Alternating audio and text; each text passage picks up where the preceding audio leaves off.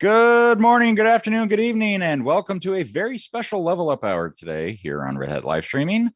I am Chris Short, host and showrunner of this thing we call Red Hat live streaming. I am joined by the one and only the illustrious Langdon White. And easy for you to say. Yeah, that's a tongue full in the morning, I guess.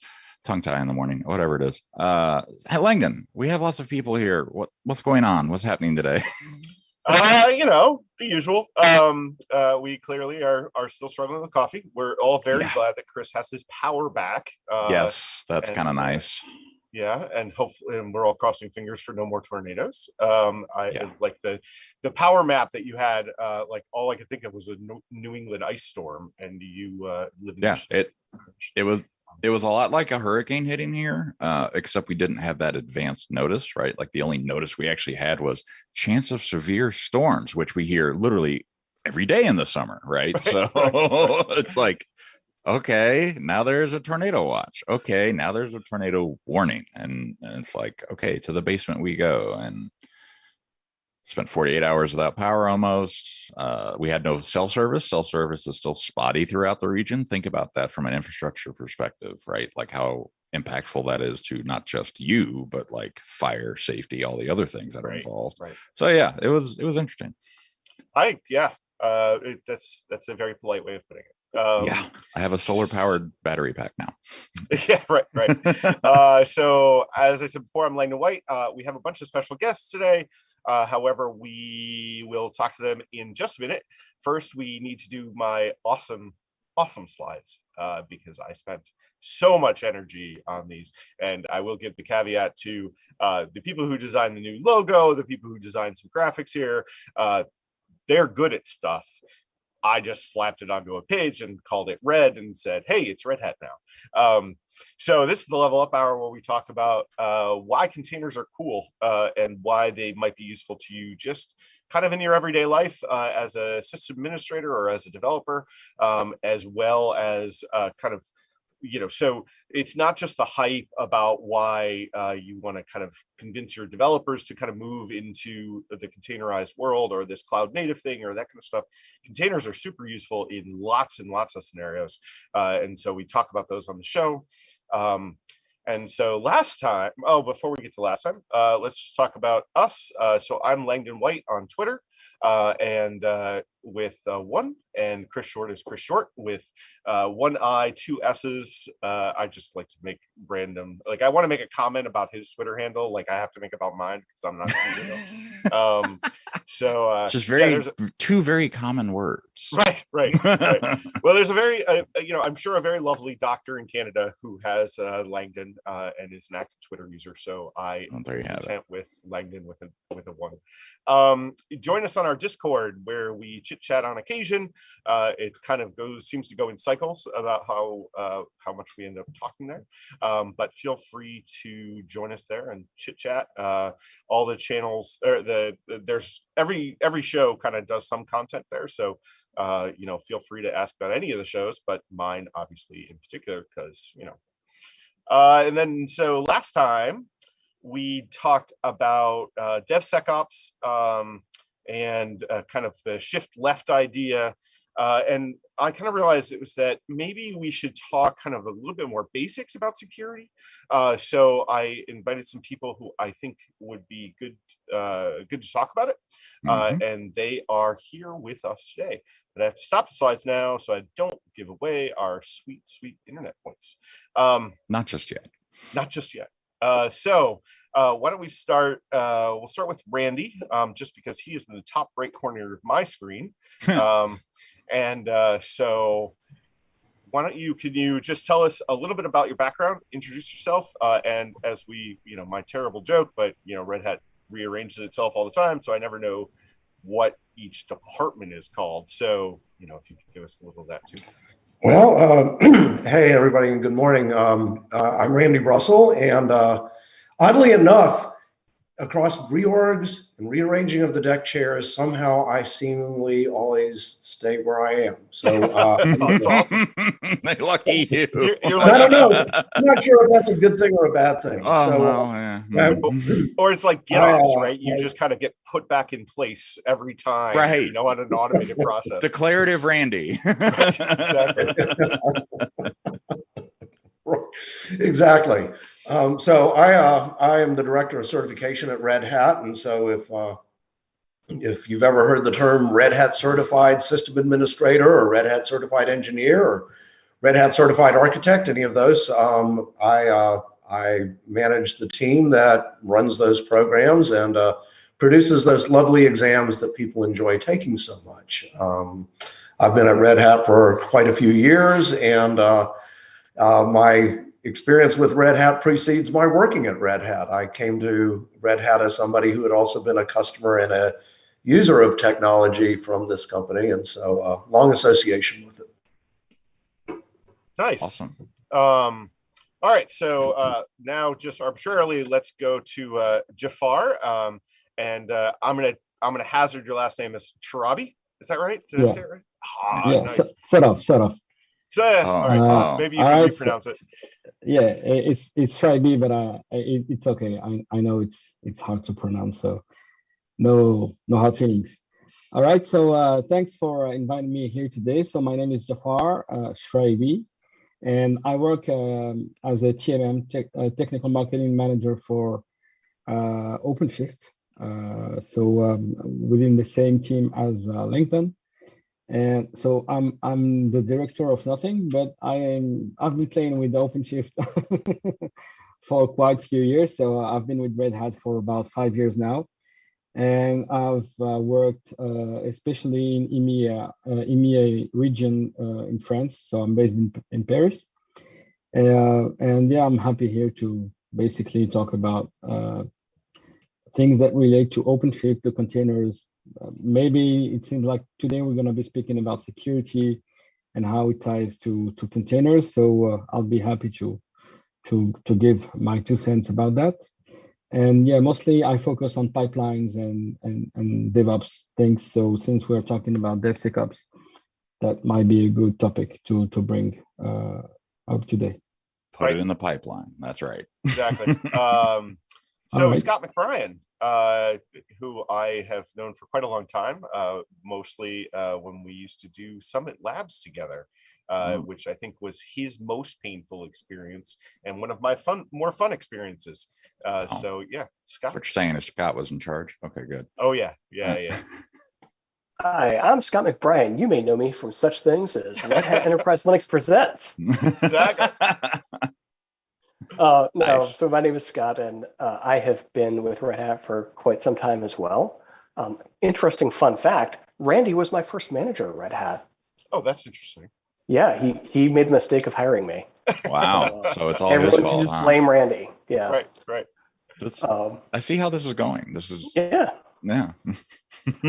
Declarative right. Randy. So I'm a technical contributor over in the Red Hat Enterprise Linux business unit. Langdon, you've had Scott McCarty on a few times. He's the product manager for containers and the universal base image. Yeah, he does. And I work with him a lot. So that's really confusing on meetings because we have 2 Scott Mix. Right. Yeah. Yeah. Like We did have a Chris's time when we have 3 of them in a meeting. Yeah. Yeah, we had a time in the RHEL BU where basically it seemed like we were only allowed to hire mics. There were like 6 mics on a team of like 10. It was like, what? So this current team I'm on, it seems to be Chris is the only allowed. We tend to do that at Red Hat, it seems like, It's really kind of weird. So awesome. Thank you so much for joining me. I really appreciate it, as always.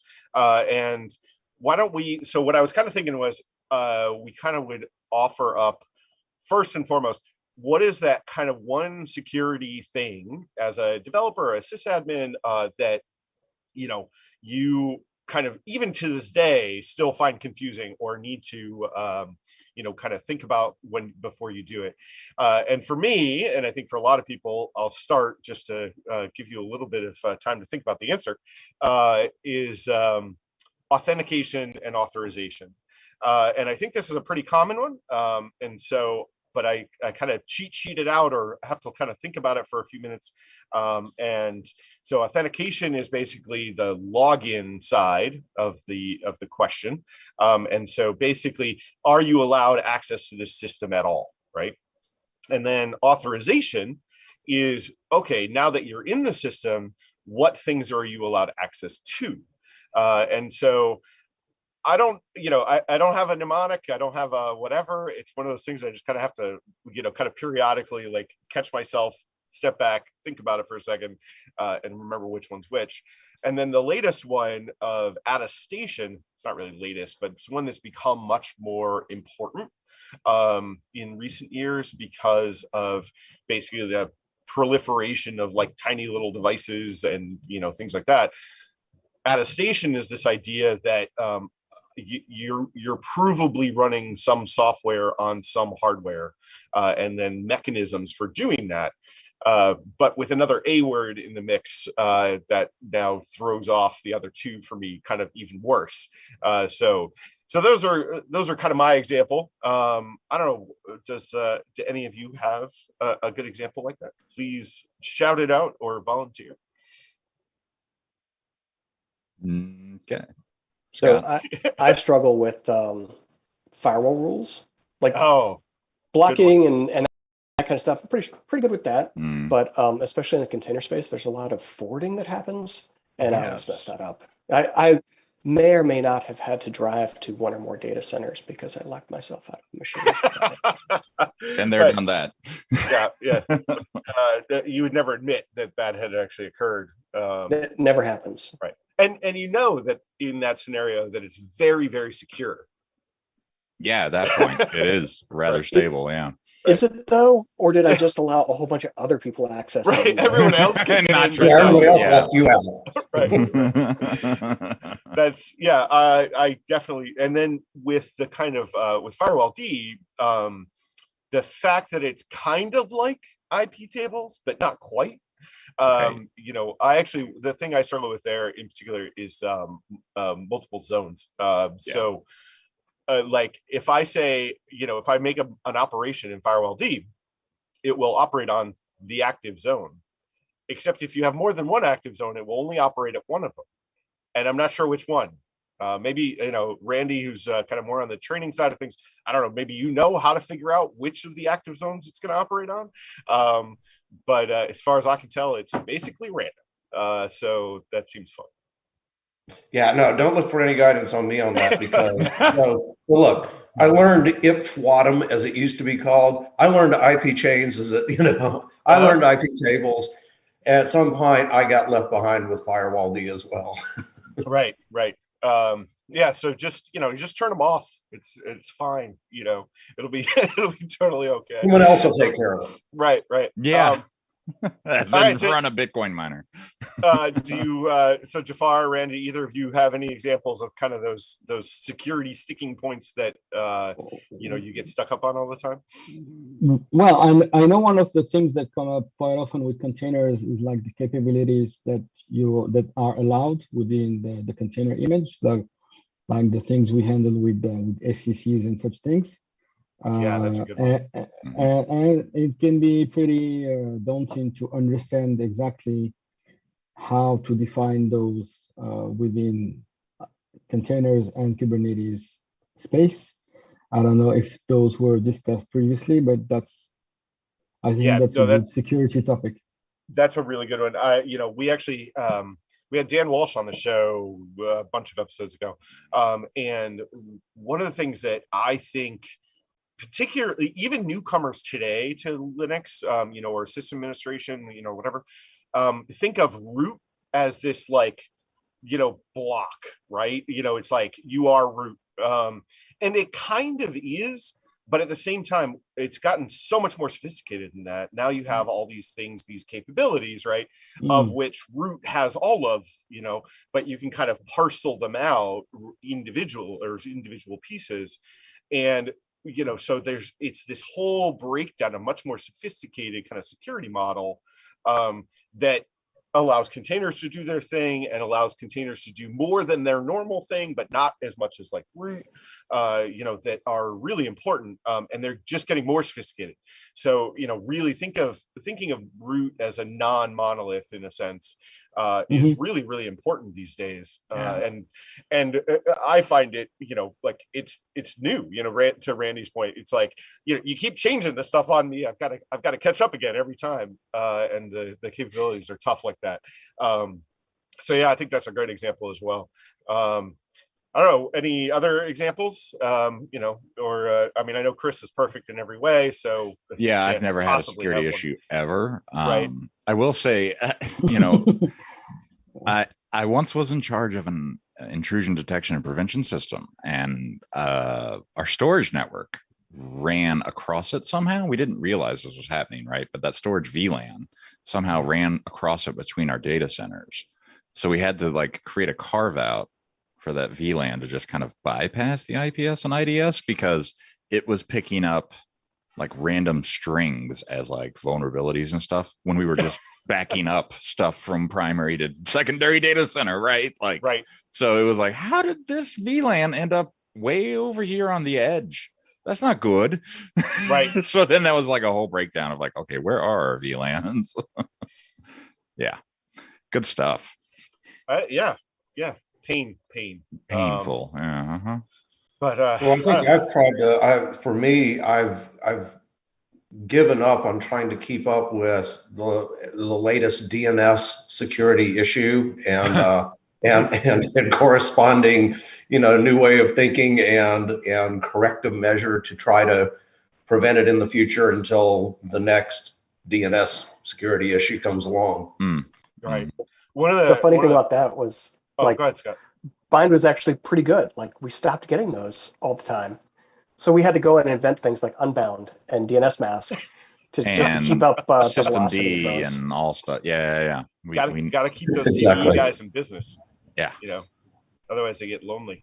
I will say, speaking of DNS, though, like one of the most fascinating kind of tech stories I think I ever read was Wired did a really good piece years ago about the vulnerability they discovered in DNS that was basically, what was it, like a name, like root name server hack, and it was basically a protocol design flaw.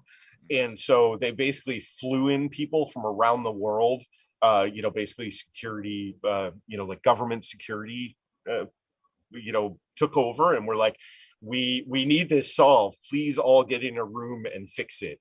It basically changed the protocol around. I think it also led to DNSSEC kind of eventually, or by extension. But like, if you can go find that old Wired article, it was really good, really interesting. Not as crazy as like the stories about McAfee in Belize, but like still a good story. God, I had to throw that in there. Yeah, of course you did. Yeah, no, this is a legitimately good story versus the McAfee story, which is just kind of crazy. But all right, so those are kind of some of those examples. I was hoping we would talk about some other things. We haven't gotten any questions, I don't think, or have we? No, we have not. And I'm curious, out there in user land, what kind of security problems are you hitting today, as far as, you're running containers, you're trying to run them in production, maybe your security team is pushing back and needing some things like agents installed. That's a common question we get, Jafar, I know. And, having that paradigm shift from, your traditional, like, hey, all these VMs have all these agents and AV and all this other stuff on it, to now your container needs to be secure, but that container itself is not going to run agents, right? Like, it's just going to run your application. So actually, sorry, Chris, there's something that came up to my mind while you were speaking about the paradigm shift. And for the many years where I was working as an SA on OpenShift, one of the biggest security, I would say, talking points that where we had issues with the customers were how they could trust the SDN, like how they would change the paradigm from something where everything is defined within their firewalls, and they have application tiers where something is hardly, bounded by firewalling rules. And now you start talking about networking managed directly by OpenShift with network policies and such things. And it was something that took a lot of time before they could start thinking about, okay, we can delegate security, networking security to the platform itself, and not try to control everything, from a traditional standpoint. Right. And yeah, so I think that up till now, it's something that, some sysadmins or network security guys still prefer to handle things the old way. But as things are evolving, and as the container ecosystem also is maturing up in terms of giving some visibility, allowing us to get some alerts whenever you have some networking breaches and such things, people are starting to change their minds and start to embrace that new modern way of handling network security within the containers world. So that was I wanted to say it before I forget it. So no, it's a good point. And Red Hat's actually giving away a great book. I contributed a part of it, as well as many other very, very smarter people, or very much smarter people, or however you say that, than I. But it's, I touch on security in the book in a cloud native context, kind of from a high level, but then other people do as well. And I would highly recommend you downloading this book. It's just basically a book of 97 essays from 97 different authors. Some of them have been on this channel before, including myself, obviously. But check that book out, right? Like if you're just getting started, or if you're really wanting to have, an opinion on something. So Chris. Yes. You couldn't find 3 more people. I couldn't find 3 more people? Or whoever was the editor of this book. Not come up with 3 more people. Why 97? Come on, right. You're almost 95. Almost. Well, I mean, 97 wasn't my choice. That was an O'Reilly thing. I just contributed to it. Emily Freeman and Nathan Harvey actually wrote it. So yeah. It could be a reference, to a set of theses that were, nailed to a door, perhaps. So Martin Luther, sysadmin. Right. Because wasn't it? I think it was 97. Okay. Yeah. You never can tell. So let's see. What else would I wanted? Another one I wanted to talk about was, so. Another one that comes up, I guess, a lot for people. This one I think I usually get it because I watch too much G.I. Joe, the cartoon. So red team versus blue team. So I'm gonna pick on whoever wants to answer that. What is a red team versus a blue team when you talk about security or test, like security testing? I mean, I can answer that, but I talk enough. I think Scott was thinking about it. Scott was about to unmute, I feel like. I was. So red team versus blue team is basically you have a team of attackers on your product and a team of defenders on your product. And usually the blue team is the defenders and the attackers are the red team.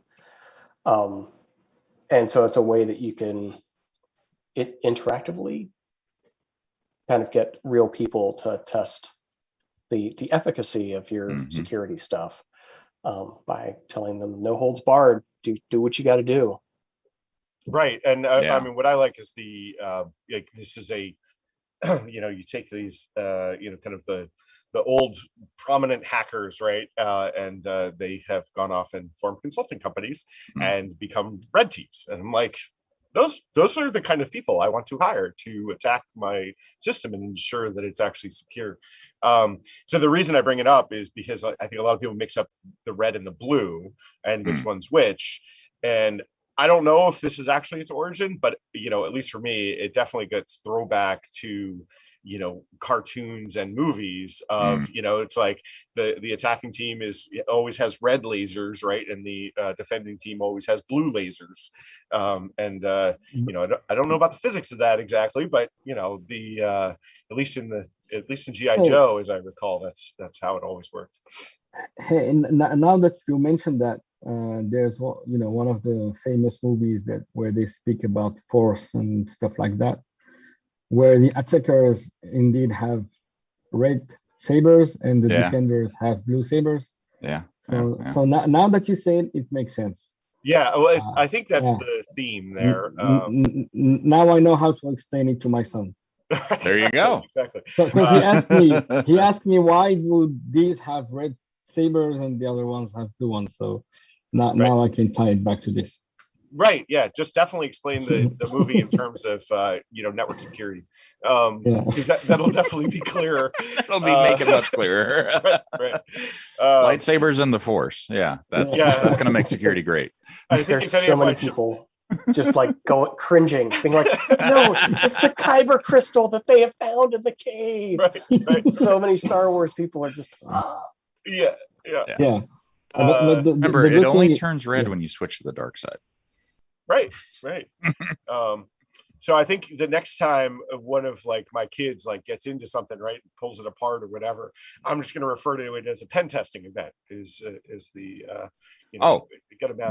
Trust me. My son is going to be the pen tester of this household. Trust me, he finds ways to do things that I didn't know were possible at times on an iPad. So it's like, how did you get to this maintenance mode screen? Right. Oh no, I was just trying to open Noggin. All right. So in the context of the show or whatever, okay, so somebody want to explain what pen testing is, because I brought it up but gave no explanation of what it means. So Jafar, you want to take that one? So I'm looking for a pen and trying to write some stuff with it. All right. Is that what we call pen testing, or no? I mean, you're testing your pen, but that's not quite what we're going after. Yeah. Or the paper, depending. Oh, yeah. Well, the other meaning I know about it is you're trying to penetrate the system and trying to find security holes, and basically, as you said, you're trying to hire some people who are very skilled at finding breaches and trying to make sure that you find that ahead of time before releasing your products, so you can fix the security holes before they are into the outside world. Right. Is that correct? Yeah, and oftentimes, oftentimes people will pen test routinely, right? They have a contract firm or whatever, a consultancy or whatever, to come and pen test things on a regular basis so that they can just have more robust infrastructure and security practices. For a long time, I always heard people saying pin test, like pointy pin, and it's pen, righty pen, but it's that's one of those accent problems you have in the US, right? Is that pen and pin, depending on where you are, sound very, very similar. Does anybody know why it's called pen testing? I have no idea. Yeah, because penetration. Oh, is it short for penetration? Yeah. Penetration. Yeah. See, there you go. You didn't know that? I don't know if I did. Now that you said, maybe I did. You're the professor here. I mean, right. I mean, so on the security side, right? I've never kind of worked in a place where I would hire a red team, right? I've always been, more kind of on the application side, in a sense of looking at SQL injection attacks and things like that, and making sure kind of that the code looks good. So a bunch of that, when you're looking at kind of the external to internal, I don't actually have that much experience with it, but it's always nice to learn more stuff. So since you're mentioning it, one of the craziest RFPs we had to answer to had a whole pen test section where actually the guys within the RFP submitted the pen test that they are planning to execute, and it was something for OpenShift, and they had 10 pages of here are the code injections that we are going to try on this component, and please make sure that, you know, do you ahead of time, do you validate that it's gonna be okay or not? So I've never seen that before, like in an That's RFP. impressive. Yeah, but those guys were like really serious about their security politics or policies. Policies.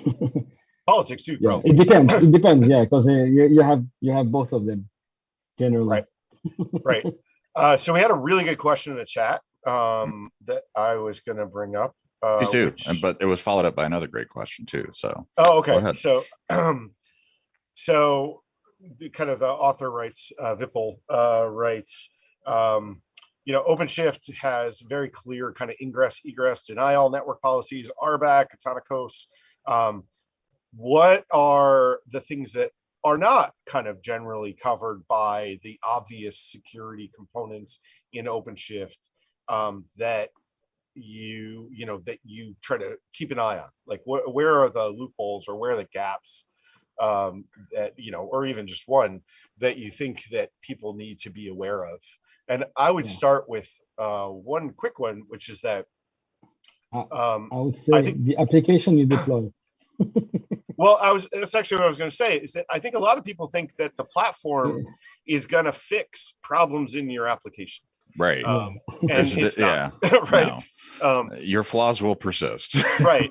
So, you know, usually the weakest point of any of these platforms, whether it's an application running directly on a RHEL VM or running in a container or running in OpenShift, the first problem is going to be the kind of added on code. So I think that's a really important thing to remember. You know, I commonly will say things like, you know, when I write a software application today, there's like 1 million lines of code, maybe more underneath it that are provided by third parties. But kind of this is the beauty of open source. You know, all bugs are shallow, right? With enough eyes. So it's unlikely that the problems are going to be in that 1 million lines of code, or undiscovered at least, right? This is the whole idea behind CVEs and the jokes we were making about DNS. So most, you know, the first thing to really watch for is kind of, we were talking about a bit last episode, you know, look at OWASP, look at those kinds of things, and look at your application and make sure there's nothing missing there. So that's kind of the first thing.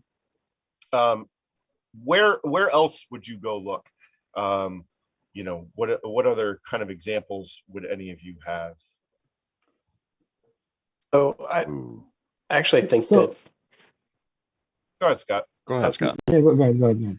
That maintenance of your container image and stuff that you stick in your container is crucial, and not enough people care about it.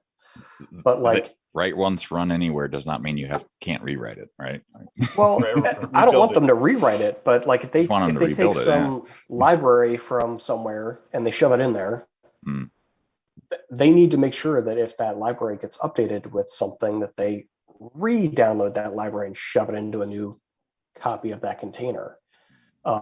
So for example, if you're based your stuff on the universal base image, on July 20th, there was an important CVE issued against systemd. Yes. Which affected the universal base image if you're using the standard UBI or UBI init images. And so we rebased or rebuilt the UBI images to account for that updated systemd package that was released by Red Hat. But if you're running a universal base image from 4 weeks ago, you don't have that update. So you need to like re-pull it and restage your software into it and then redeploy it. And that's something that people have not built a good practice around. Yeah, so it's interesting that you bring this up, because it's actually, well, one of the things that OpenShift was good at from the beginning, like the ability to cascade rebuild applications when you are rebuilding one of the base images and such things. And actually what I saw and what was the most impressive in terms of taking this things seriously when it comes to fixing CVEs inside base images and stuff like that. One of my customers was taking that so seriously that they had a dashboard built into the CIO's office that showed how many base images were having CVEs and how behind in terms of versions they were. And like, so he was monitoring that every week. And if like he had a lot of images that show up as not being patched, there was like, you know, a top-down hammer that was, you know, going through the to the IT guys, to the project guys, to make sure that they are patching their images accurately and not staying behind X many, you know, X versions compared to the latest one that were rebuilt. So they built a specific dashboard that pulled tags from like the Red Hat registry and that compared that to the base images that they were using. And it was checking if there were some CVEs in those images and basically showing up some others. And depending on, you know, the gravity or, you know, not the gravity, but the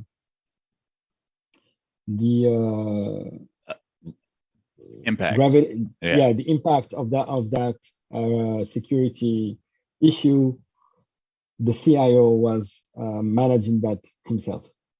So I found that it was pretty impressive to see that they were taking that specific topic that seriously, because as you said, it's, you know, it's the base of everything you run on the platform.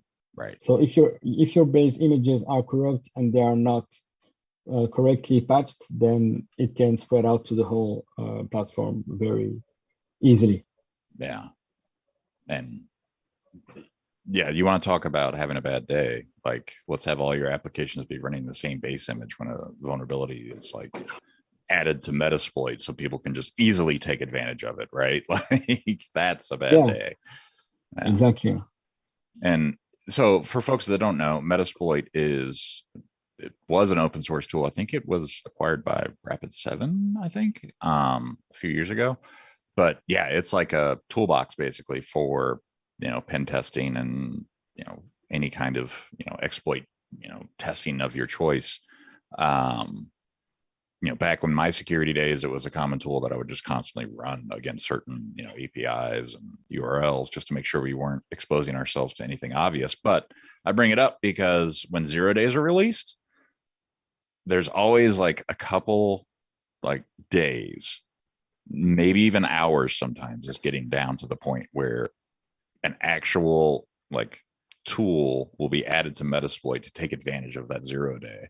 So you know, you have to be careful when you're using these tools because you can penetrate your own systems and break things, but also you have to be very cognizant that so can others. And Metasploit keeps adding those 0 days faster and faster and faster. So like, and that's like becoming, for, you know, security beginners, like the first tool they really learn and dive into, I feel like. And it can, you know, pop your container wide open if you have any kind of vulnerability real quick. So apologies there. My computer completely crashed. Oh, fun. At least your internet didn't go out. Right. Considering how fast I'm back, did you have a security issue with your computer? Yeah. Did somebody just say, yeah, ping a death? What? I did try to open GChat running in a Flatpak. So, oh, well, you know, maybe it's GChat is the problem. Took out my whole computer. I was kind of impressed. So yeah. So apologies if I missed a little bit of the context. But did we want to move on to another question from the chat? I heard you guys talking about Metasploit, but I wasn't sure if that was the next question in the chat because no, I mean that was part of the question, right? Like any ways to automate pen testing, any tooling to automate kind of penetration testing your network. Mm-hmm. Metasploit was the first thing I thought of, just because you can kind of script that together and test certain endpoints and so forth. Yeah, there are other, you know, what we, you know, probably loosely referred to as script kiddie tools, right? Mm. That are so just by way of explanation, right? So there's this kind of new class, in a sense, and not really that new, of hacker or attacker, really. And if you want real throwback, we're not supposed to use the word hacker, we're supposed to use crackers, but we'll get into that some other day. But I think that ship has sailed. Oh. But this idea Yeah, that good luck with that one. I know, I'm so sad. But this idea that there's a lot of new people who are starting to use the internet on a pretty regular basis, 12-year-olds, 15-year-olds, and they learn, and they want to break into stuff, right? Because they think it's cool. So but they don't really know enough about technology to kind of really work out these, how to crack a 0-day or how to crack a CVE themselves. And so they are pejoratively referred to sometimes as script kiddies, because they just use scripts they find on the internet and then run them as attacks. There are a lot of those scripts out there. And by scripts, I mean things like Metasploit, which is very sophisticated, but there's stuff that kind of runs the whole gamut. So also kind of being aware that there's other stuff out there that you can kind of throw at your network, and usually you can find them pretty easily with, I want to hack something, but it kind of goes, and actually brings up another term when I was doing a little research for the show. Apparently black hat and white hat are also terms that people mix up, which that one I find interesting as well. So, but and white hat, also offensive, but yes. Yeah. So not necessarily. So a lot of times that's color not to based, confuse but, with not to confuse with white colors. It's not right. the same. Right. Yeah. So but basically the idea being is that there are people who are attacking places or whatever with legitimate reason. This goes back to the red team discussion, right? You went out and hired a team to attack your network intentionally. It's all above board, but you're testing it out, versus people who are trying to break into your network or your environment, let's say, without legitimate reason. And so there's a lot of that stuff out there, and it's usually pretty easy to find, even if they're not as sophisticated as Metasploit. So yeah, that was kind of a long-winded way of answering that, but there's a lot of stuff, and it continues to grow. A friend of mine actually in high school, like he was in high school, I was in college, wrote one, for example, that was similar to Metasploit. Because he couldn't. And that's what you do when you can. But the flip side is, you never know what use it will be put to. So lots of questions here. Yeah. So somebody throw up the magic word in the chat. So somebody said DevSecOps. So that forces us to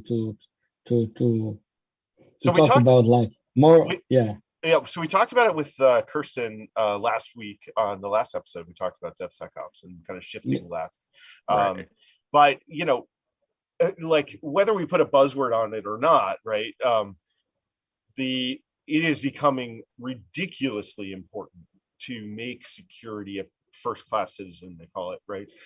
In your software application design, in your application deployment, and you really need security to be a part of your everyday life when you are a developer, a sysadmin, or whatever, because it's getting so easy for people to attack you, right? I want to be able to SSH into my house, but I either have to have the ports jump around or something, or because I get bombarded all day, every day with full port scans.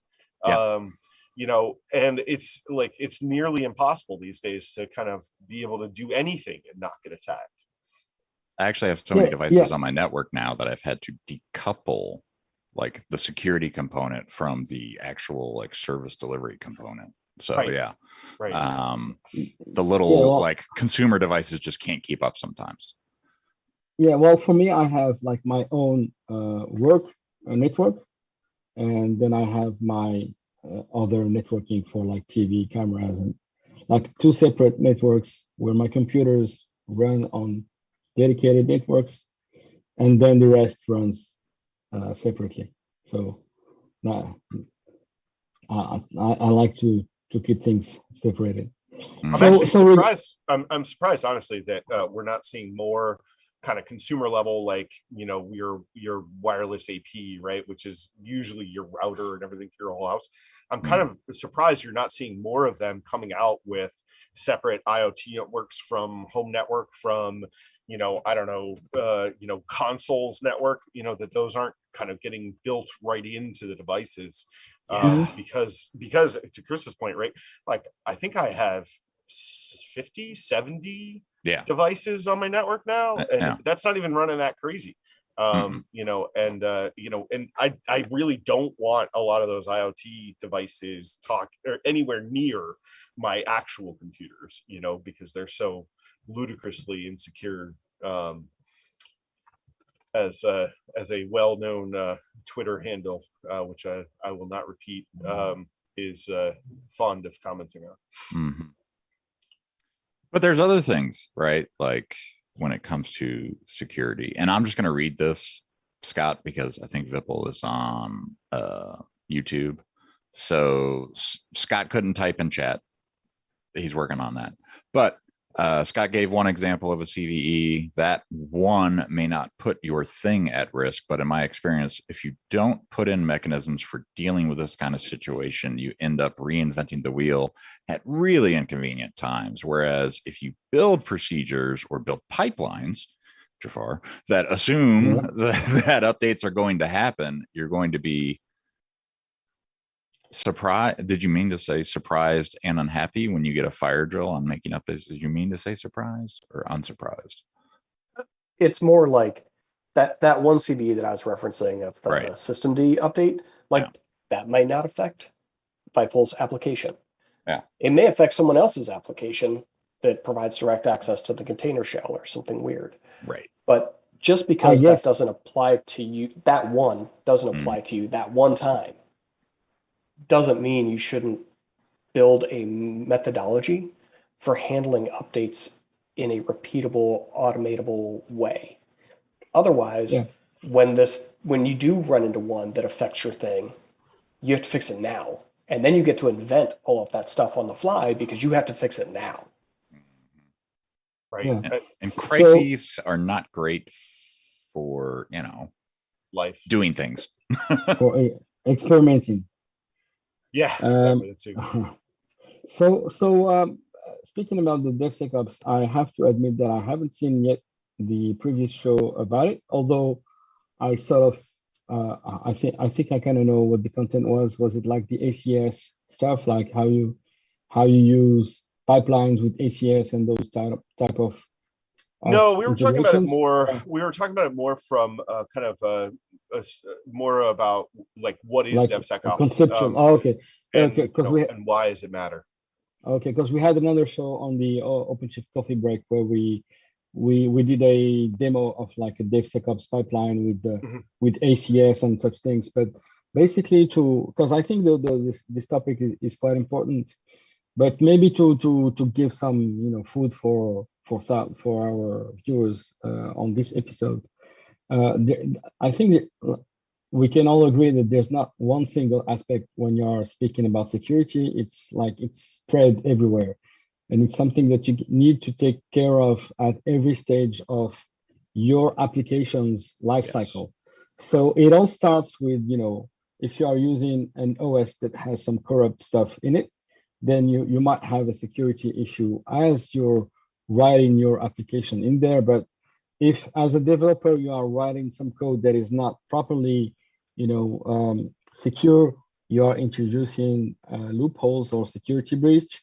If you are using some libraries that have some security holes in there, as a developer, even in the early phases, you are introducing some security issues in your application. So we are not yet speaking about the container aspect of it. You are still in the regular application development phases.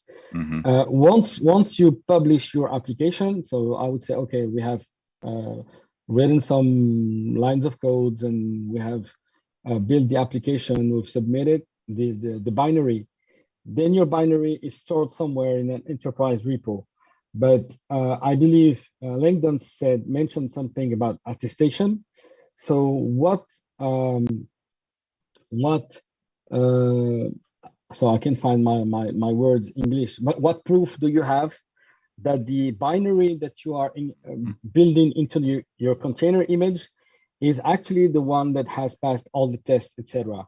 So that's why you have signed binaries that cannot be altered by somebody that just makes a change and submits a new jar somewhere in the repo, right? You have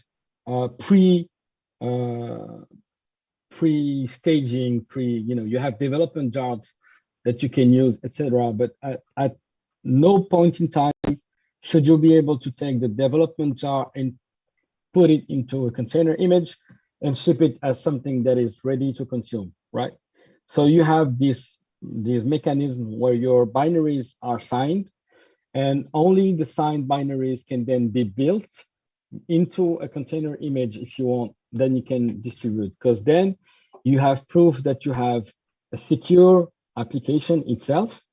And we are not speaking about the container image and all the base components that it's gonna bring to the table afterwards, right? So you are introducing security at every step. And the reason why you want to have that notion of DevSecOps is because you want to make sure that everything happens automatically, which means that no single person can alter those things intentionally in a manual way. Because if anybody is able to alter things along the way, then you lose that notion of, I know that it hasn't been tampered with within the process of shipping the application through staging, through pre-prod, and through production.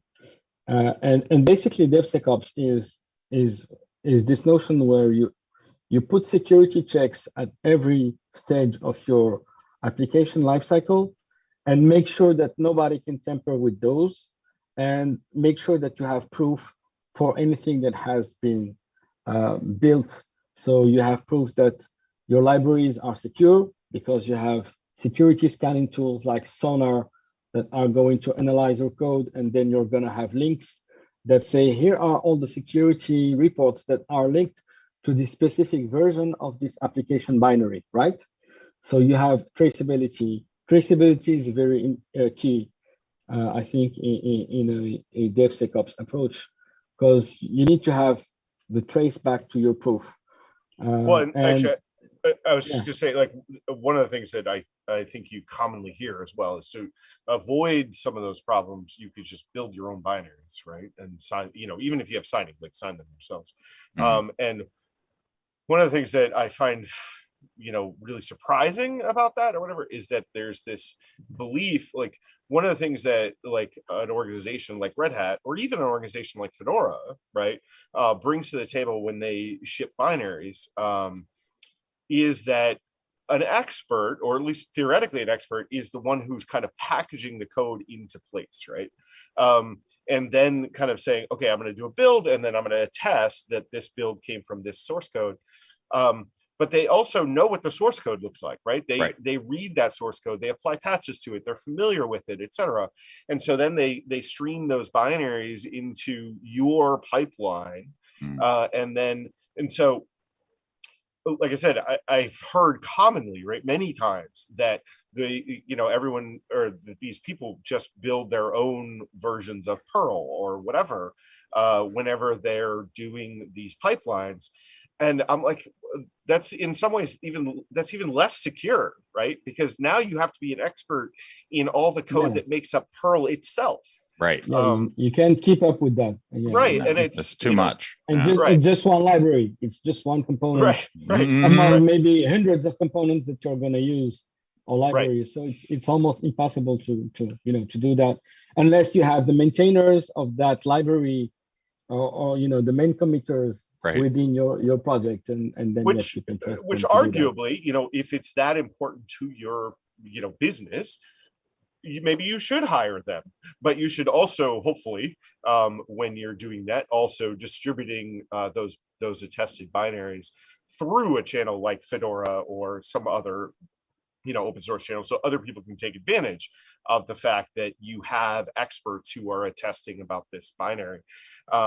So I just think it's kind of an important to note, like there's not just efficiency benefits in a sense to leveraging the work of others, or kind of the community, or like organizations like Red Hat or Fedora, things like that. But there are also actual security benefits. There are benefits to the product that you're delivering, because these people are experts or providing experts into the pipeline. So a couple things. Yeah, real quick.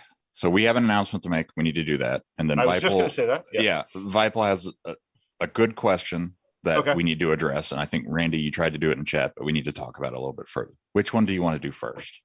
I think we should do the points and the announcements first, and then we should visit back to Vipel. I always try to get the points within the level up hour, the actual hour, yeah. And but obviously we have a small tendency to not actually finish within the level of hour. So let me hit the slides real quick.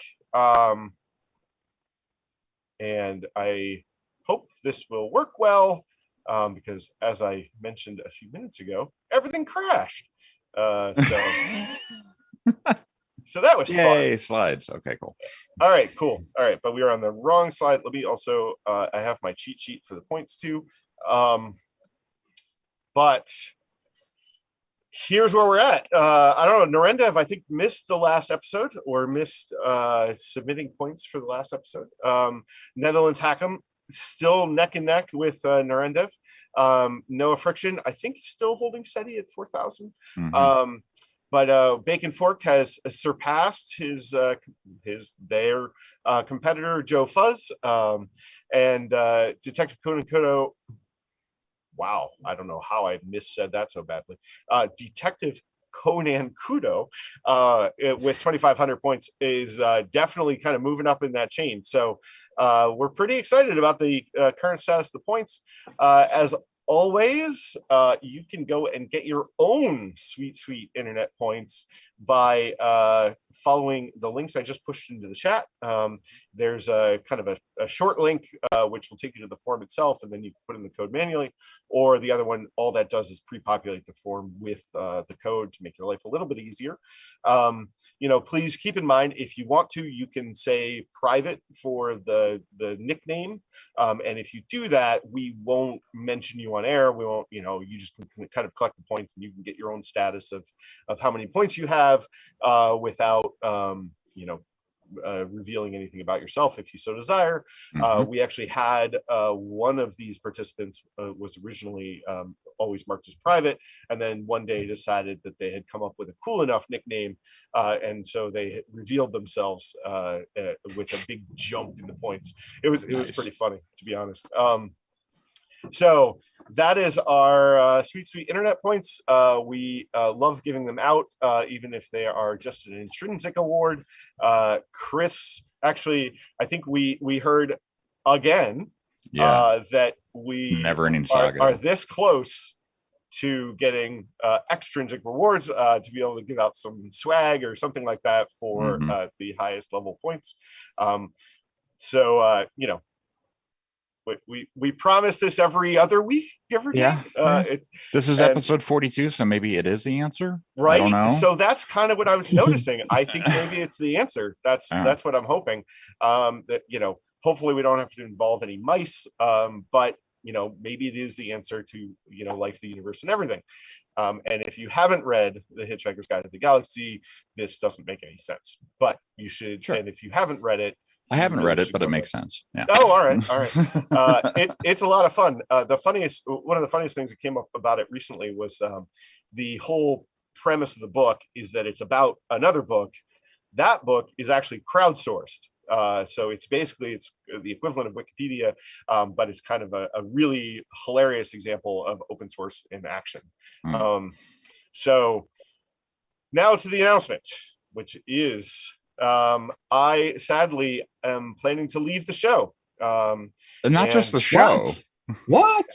Yes. Really? So I'm going to be leaving Red Hat, and I blame Chris Short It's all my fault. because he regularly refers to me as the professor on the show, and so I am going to go and become a professor over at Boston University, and Hey, teaching what do you know? in a new group, which is all about computing and data science, and teaching people about or like kind of approaching how we teach computing a little bit differently. Also reaching out into other organizations so that, or like other majors kind of, so that we can kind of leverage data science and things like journalism and give them kind of the formal teaching and that kind of stuff. Yeah. So I am going forward. I am leaving you in the capable hands of our current guests. And Randy, I'm sorry if I missed your Twitter handle. But these are their Twitter handles, so you should find them on Twitter. You can also talk to me on Twitter still. I will still be there. I will still also be, my expectation is I will be heavily involved in Fedora. I also think, because Red Hat and BU, Boston University, sorry, have a very strong relationship. And so I continue, or I hope to continue to work with Red Hat on a regular basis. I also find all of this quite confusing because my son is also starting college.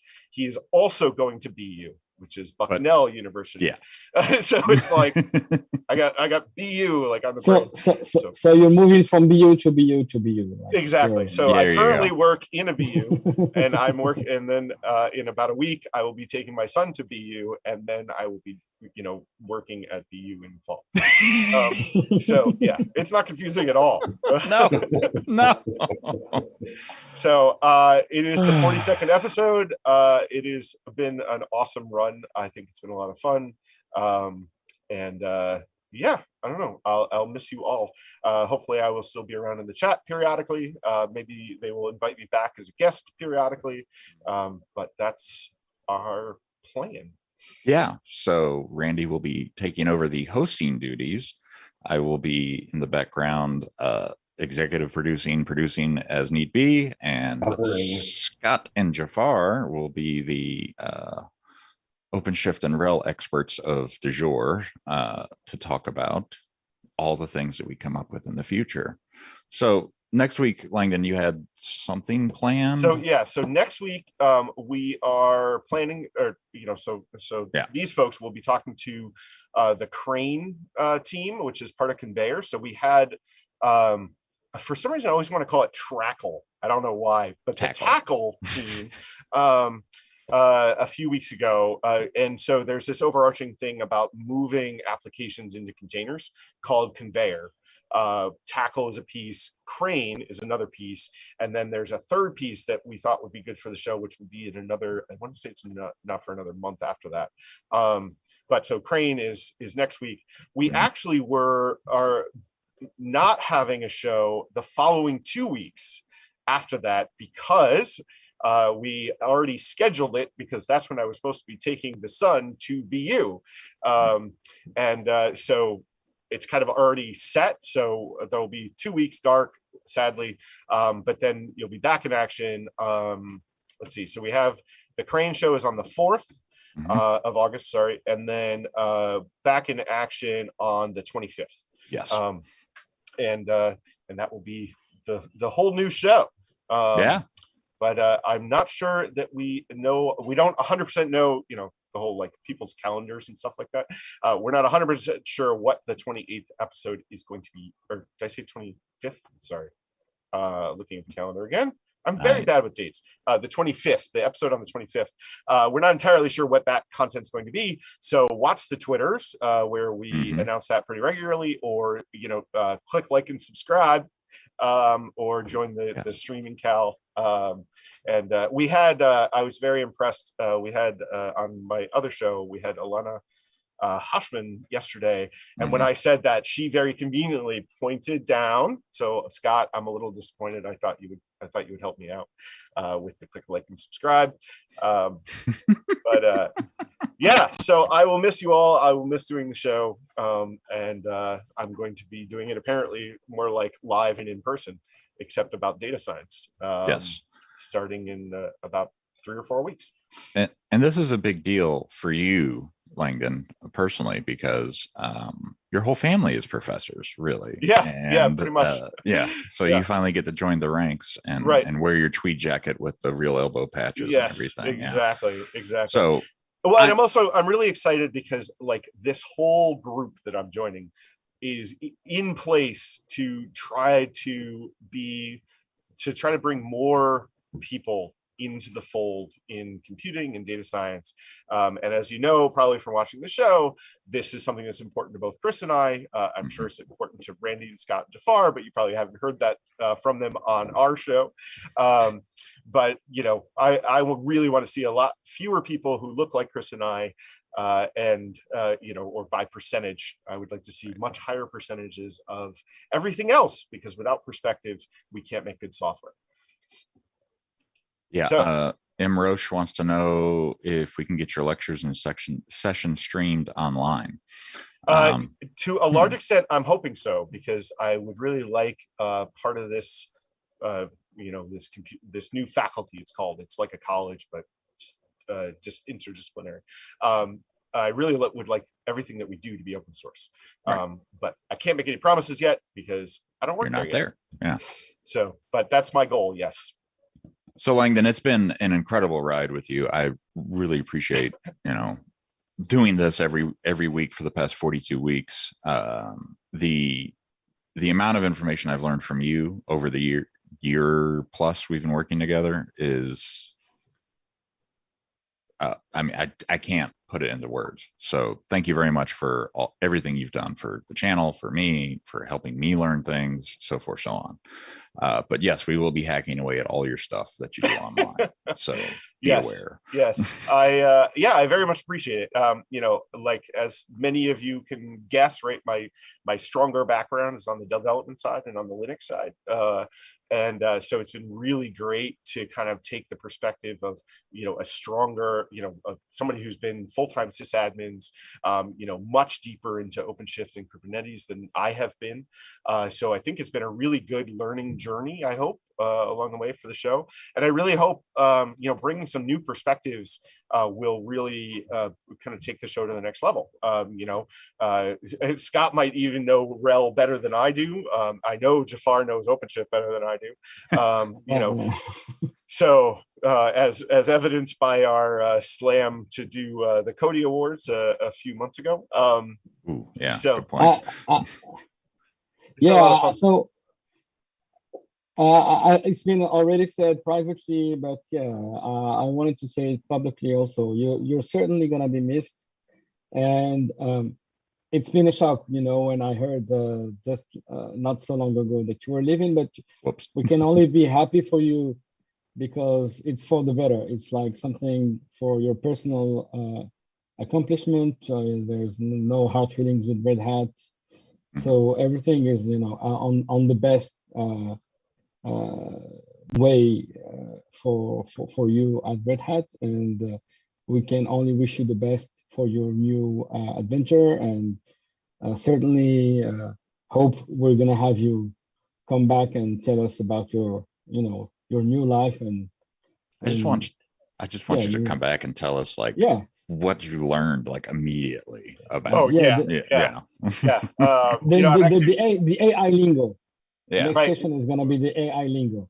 One of the things that I'm really been learning, because I've been teaching a couple of classes, like kind of on the side, you know, for a while now over at BU, is what I'm really starting to learn is how much more sophisticated teaching is than I quite realized. Like, you know, I thought it was basically just going into a room once a week and basically giving a talk. And it's not. Like, it's quite different. You know, and I'm starting to like grok the nuanced differences. And so, yeah, I look forward to coming back, you know, maybe in 3 or 4 years and being an expert. You know, but you know, in the near term, I'm hoping to do a good job. You know, as I hope on the show. I think I'm a pretty good teacher already, and so I think you know, I hope everyone has learned a lot from the show. And like I said, I'm really looking forward to the change in perspective as you go forward with the show, and that, you know, there'll be even more stuff to learn. Right? It'll cover a whole bunch of things that I'm just not that good at, and so I'm really excited to see it go forward. So let's touch on, you know, Vipul's point real quick. Why can't you just trust the security structure of OpenShift to, you know, keep all your things safe?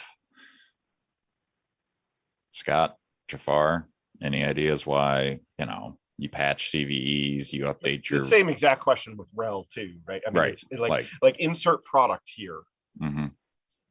Like, shouldn't just RHEL keep all my apps safe? We make pretty good software, yeah, but just like developers of their own stacks find things that maybe don't behave as they expect, the same things happen to Red Hat products as well. mm-hmm. And then, Randy, you brought up a really good point about combos. Yeah. Yeah, we had joint conditions. Okay, maybe under a particular snapshot in time, everything that's in this picture is quote unquote secured, but maybe at some particular point, there's the thing that you chose not to address in one part of the infrastructure, and then there's a vulnerability that opens up in another part, and it's now that joint condition, a low probability condition, but nevertheless a joint condition that can now be exploited. And that, I mean, that is a lot of the problem lately, where it's like a combo pattern. And the configuration of that combination, right? Like that's the other challenge, is that, you know, there's an infinite number of ways to configure these things. And so you need to be conscious that, you know, there's literally no way anybody can do a test of the combinatorial result, right? Yeah, and so just to nuance the question, or the phrasing, many people are trusting actually OpenShift and the other components, and it has a proven track record of being efficient, because if you look at very major security issues, like things like dirty cloud that happened on the container landscape and that affected containers and Kubernetes distributions, etc., OpenShift was not exposed to that because it was secure by default with all the enforcing we put on SE Linux by default and stuff like that. So we have a proven track record of securing the platform and having it being efficient, where other maybe distributions or other ecosystems didn't succeed as much because of the secure by default standards that we have within the platform. But again, we can only test, you know, so much things within the platform. But if something that is running in your containers has a security issue that has something to do with your application layers or with one of the libraries that you are using within your container image, then it's not something that we are going to be able to prevent, because, you know, there's so much combinations that can happen. But yes, we have a very robust, very solid platform that you can trust. But, you know, you can always, the security issues happen on the edge. They happen, you know, on the far edge of the testing. They don't happen in the, you know, your Gaussian curves where you are doing. Yeah, it's the low probability events and conditions. Yeah, they happen on the very, very far extremes of things that can very rarely happen, but once they happen, then you have the security issue. So that's basically one of my old jokes. Go ahead, Chris. Yeah, go ahead. I was just gonna say, right, like most attackers aren't like, oh, I know the central app, I'm going to get to it. No, they're going to find some other vulnerable piece of thing. Like, look at the target hack, right? They hack their way in through some gateway between, you know, the POS network and the HVAC network at one store. And that's how they, broke into all of Target's stuff and made basically the entire United States embrace chip and pen. It's those little intricate little details that you may just overlook or not realize that are in place. Like, you will start at one place in your attack vector and you will end up where you want to be because of all the configuration or vulnerabilities that may lie within your infrastructure. So it's never like, oh, I want to hit, the main bank's website. Like they don't target that. They find other ways to get in to get to the thing they want to.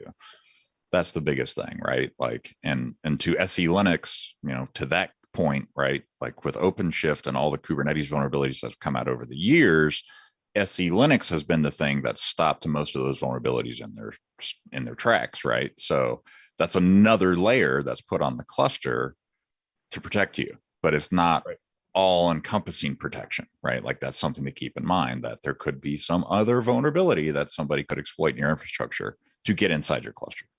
So I think you make a really good point there, is that, one needs to remember that security is layers, right? Is that, the reason you have a firewall is actually to act as a layer. You should, in theory, be able to have no firewall at all, because all of your software at each of your ports should, in theory, not be hackable, right? However, within layers. So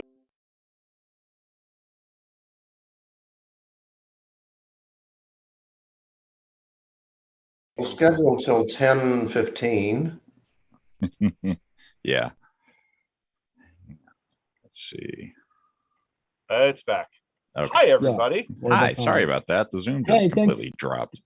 Thank you for joining us today for this for the show. 42. We actually gave away the secret to how to have perfectly secure environments and applications. And there were too many companies out there that would lose, their consulting work. And so they shut us down for the brief moment while we revealed it. So we've been hacked. Is that a conspiracy theory or a conspiracy fact? Exactly. That's a good point. I'm not sure I updated the streaming rig yesterday after that 0-day came out for Windows. Concerning. Did it update itself, maybe?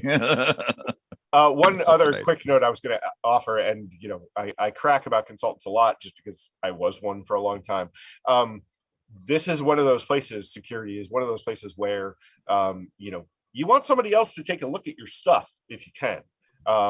Because it's one of those, just like why you have somebody edit, or proofread your text, right? It can be really helpful to have somebody kind of review your, security plans and things like that. We talked about a bunch of like real specific examples like pen testing and red team and, stuff like that.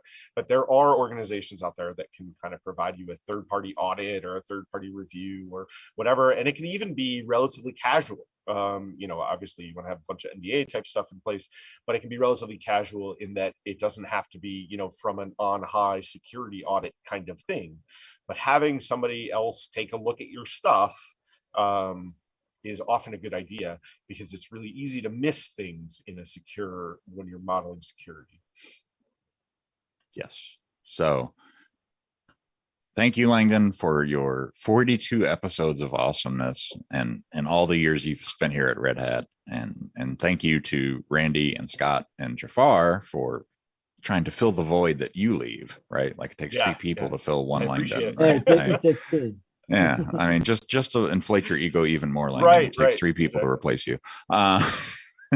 So without further ado, I think it's time to sign off for now. Coming up next on the channel, we will have Andrew Sullivan, the OpenShift admin hour, or Ask an OpenShift admin, I'm sorry. And we will be talking about, I forget. So security. I didn't update. Yeah, who knows? I forgot to update this thing. So and remember, next week is Crane on this show. Crane here, we'll see y'all later. Yep. Thank you all for tuning in. Thank you very much, and thanks for joining. For joining us. Yeah. Bye bye.